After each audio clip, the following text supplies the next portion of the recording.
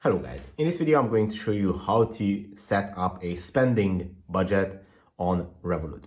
So it's pretty easy. Let me show you step by step. Just open up the Revolut application.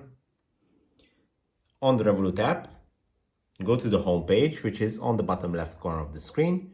Then go to the top left corner of the screen where it shows this little chart icon. When you open it up, it's going to open up the Analytics tab. And in the Analytics tab, you just have to scroll down all the way to the bottom of the screen where it says set up a budget. Then you just have to select it. And here you have to type in the amount of money that you would like to have as a budget for the month or for a week. As you can see, you can set up a monthly or a weekly budget. Then tap on continue.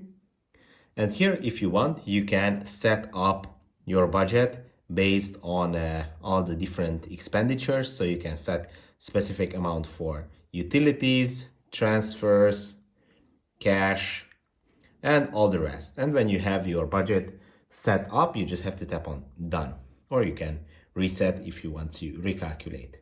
It's pretty easy to do. I hope this video was helpful for you. If it was, please consider sending a super thanks donation.